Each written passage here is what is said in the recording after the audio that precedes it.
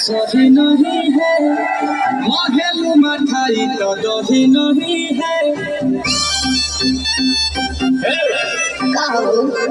लगे मिजाज आज सही नहीं है, महलू मठाई तो दही नहीं है। जैसे भोले राजा जी, भोले राजा जी, पानी में चले जैसे भोले राजा जी, भोले राजा जी। कमरिया गोले गोले, कमरिया गोले गोले, कमरिया गोले गोले गोले गोले गोले राजा जी। कमरिया गोले गोले गोले गोले गोले राजा जी। कमरिया गोले गोले गोले गोले गोले रानी जी। कमरिया गोले गोले गोले गोले गोले रानी जी।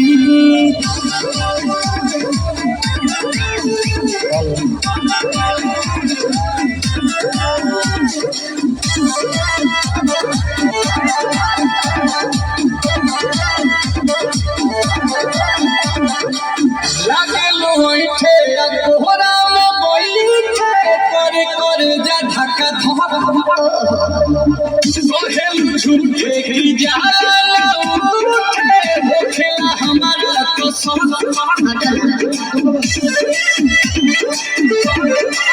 सुनया जी सन्ना दवान जी सन्ना फटाफट ला दो जाके मेरे में जी सन्ना बात तू मीठी मीठी बोले राजा जी, बोले राजा जी।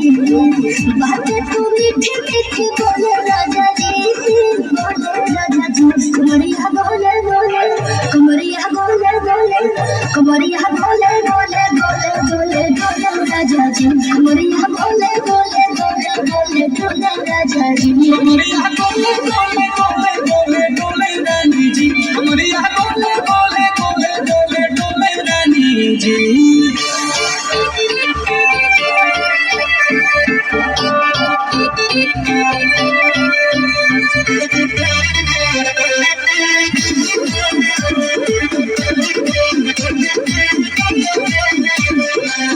एहो हसीना इशारों के बिना सीना से जलवा के सोना भोलाए रानी गौरव जवानी बाजी पिए लुकाटा कौन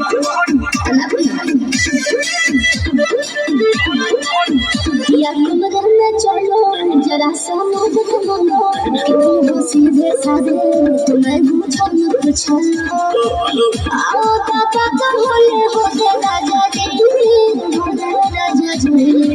आओ पापा का भोले होते राजा जी, भोले राजा जी। कमरिया बोले बोले, कमरिया बोले बोले, कमरिया बोले बोले बोले बोले बोले राजा जी। कमरिया बोले बोले बोले बोले बोले राजा जी। कमरिया गोले गोले गोले गोले गोले रानी जी। कमरिया गोले